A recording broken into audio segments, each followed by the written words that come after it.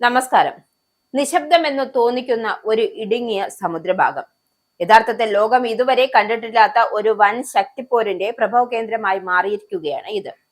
പതിറ്റാണ്ടുകളായി തങ്ങളുടെ മാത്രം നിയന്ത്രണത്തിലായിരുന്ന ഈ ജലപാതയിൽ അമേരിക്കൻ ഭരണകൂടം പടുത്തുയർത്തിയ ഏകപക്ഷീയമായ ചട്ടക്കൂടുകൾക്ക് നേരെ ചൈന ഉയർത്തിയിരിക്കുന്ന ഒരു വെല്ലുവിളി കേവലം ഒരു നയതന്ത്രത്തിന്റെ തർക്കമല്ല. അത് നിലവിലുള്ള ആഗോള അധികാരക്രമത്തിന്റെ കടക്കൽ വീഴുന്ന ഒരു കോടാലിയാണ്. അമേരിക്കയുടെ നാവിക ഉപരോധത്തെ വെല്ലുവിളിച്ചുകൊണ്ട് തന്റെ രാജ്യത്തിന്റെ സാമ്പത്തിക ഉടമ്പടികളിൽ ഇടപെടാൻ ആരെയും അനുവദിക്കില്ല എന്ന് അഡ്മിറൽ ഡോങ് ജൂന്റെ മുന്നറിയിപ്പ് അന്താരാഷ്ട്രീയത്തിലെ ഒരു പുതിയ യുഗപ്പിറവി തന്നെയാണ് എന്ന് നമുക്ക് വിശേഷിപ്പിക്കാം. ഒരു വശത്ത് തങ്ങളുടെ കറൻസി ആധിപത്യം സംരക്ഷിക്കാൻ പെട്രോ ഡോളർ എന്ന ആയുധവുമായി അമേരിക്ക നിൽക്കുമ്പോൾ, മറുഭാഗത്ത് യുവാൻ എന്ന സാമ്പത്തിക തന്ത്രത്തിലൂടെ ഈ ആധിപത്യത്തെ തകർക്കാൻ ചൈന കളം പിടിക്കുകയാണ്. ഈ കടലിടുക്കിലെ ഓരോ തിരമാലയും ഇന്ന് പറയുന്നത് ഒരേ ഒരു കാര്യമാണ്: പഴയ ആധിപത്യങ്ങൾ അവസാനിക്കുന്നു, ലോകം പുതിയൊരു അധികാര ധ്രുവീകരണത്തിൽ സാക്ഷ്യം വഹിക്കാൻ ഒരുങ്ങിക്കഴിഞ്ഞു എന്നതാണ്. ഇടപെടരുത് എന്ന ചൈനയുടെ തുറന്ന മുന്നറിയിപ്പ് അന്താരാഷ്ട്ര നയതന്ത്രത്തിന്റെ സാധാരണ കേൾക്കുന്ന ഒരു വാചകമല്ല, അത് മാറുന്ന ശക്തി സമവാക്യങ്ങളുടെ ശബ്ദം കൂടിയാണ്. വർഷങ്ങളായി നിർണായക കടൽപാതകളിലും ആഗോള വ്യാപാര സംവിധാനങ്ങളിലും സ്വാധീനം പുലർത്തിയിരുന്ന അമേരിക്കയ്ക്ക് ഇനി എല്ലാ നീക്കങ്ങളിലും എതിരില്ലാതെ നടത്താനാവില്ല എന്ന സന്ദേശം അതിൽ ഒളിഞ്ഞിരിക്കുകയാണ്. ചൈന ഇനി പ്രതികരിക്കുന്ന ശക്തിയല്ല, കളിയുടെ നിയമങ്ങൾ തന്നെ സ്വാധീനിക്കാൻ തയ്യാറാക്കിയ ശക്തി കൂടിയാണ്. ഹോർമോസിൽ ഉയരുന്ന ഈ പുതിയ സംഘർഷം ഒരു പ്രാദേശിക തർക്കം എന്നത് ഒരു പരിധി ഏറെ മുമ്പ് കടന്നു കഴിഞ്ഞു, മുന്നോട്ട് പോക്കഴിഞ്ഞു. ഇത് എണ്ണയുടെ വഴിയെക്കുറിച്ചുള്ള പോരാട്ടം മാത്രമല്ല, ലോകത്തെ നയിക്കാൻ ആർക്ക് അധികാരമുണ്ട് എന്ന വലിയ ചോദ്യത്തിന്റെ തുടക്കം കൂടിയാണ്. അതുകൊണ്ട് തന്നെയാണ് ഹോർമുസിനെ ഇന്ന് ലോകം ഒരു കടലിടുക്കായി കാണുന്നില്ല, ഭാവിയിൽ ഒരു പുതിയ ലോകക്രമം എഴുതപ്പെടുന്ന വേദിയായാണ് ഇതിനെ കാണുന്നത്. പശ്ചിമേഷ്യയിലെ സമാധാന അന്തരീക്ഷം വീണ്ടും തകരുന്ന കാഴ്ചയ്ക്കാണ് ഇപ്പോൾ ലോകം സാക്ഷ്യം വഹിക്കുന്നത്.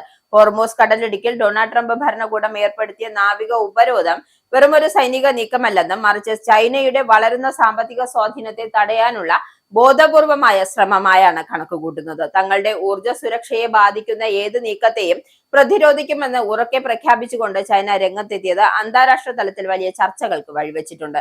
ഇറാനുമായുള്ള തങ്ങളുടെ ഉഭയകക്ഷി ബന്ധത്തിൽ ഇടപെടാൻ ആരെയും അനുവദിക്കില്ല എന്ന അഡ്മിറൽ ഡോങ് ജൂന്റെ പ്രസ്താവന വൻ ശക്തികൾ തമ്മിലുള്ള നേരിട്ടുള്ള ഏറ്റുമുട്ടലിന്റെ വക്കിലേക്കാണ് കാര്യങ്ങൾ എത്തിച്ചിരിക്കുന്നത്.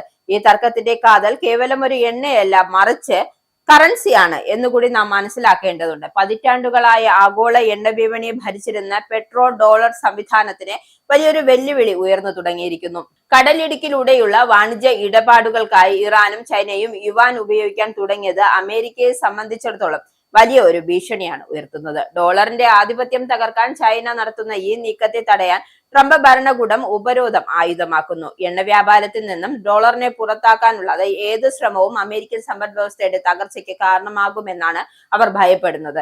ചൈനയെ സംബന്ധിച്ചിടത്തോളം ഹോർമോസ് കടലെടുക്കുക എന്നത് അവരുടെ ഒരു നിലനിൽപ്പിന്റെ ഭാഗം കൂടിയാണ്. ചൈന ഇറക്കുമതി ചെയ്യുന്ന എണ്ണയുടെ 40%, LPGയുടെ 30% കടന്നു പോകുന്നത് ഈ ഇടുങ്ങിയ പാതയിലൂടെയാണ്. അതുകൊണ്ടാണ് ഇവിടുത്തെ തടസ്സങ്ങൾ ചൈനീസ് വ്യവസായ മേഖലയെ നിശ്ചലമാക്കാൻ കെൽപ്പുള്ളതാണ്. ഇറാനും അമേരിക്കയും തമ്മിലുള്ള ശത്രുത വെടിനിർത്തലിലൂടെ പരിഹരിക്കണമെന്ന് മേഖലയിൽ സമാധാനം ഉറപ്പാക്കാൻ ബീജിംഗ് മധ്യസ്ഥ വഹിക്കാൻ തയ്യാറാണ് എന്ന് ചൈനീസ് വിദേശ വക്താവ് വ്യക്തമാക്കുന്നത് തങ്ങളുടെ സാമ്പത്തിക താല്പര്യങ്ങൾ സംരക്ഷിക്കാൻ കൂടിയാണ് എന്നുള്ള കാര്യത്തിൽ യാതൊരുവിധ സംശയവും വേണ്ട. എന്തായാലും ഈ സംഘർഷം ഒരു മുന്നറിയിപ്പ് കൂടിയാണ്.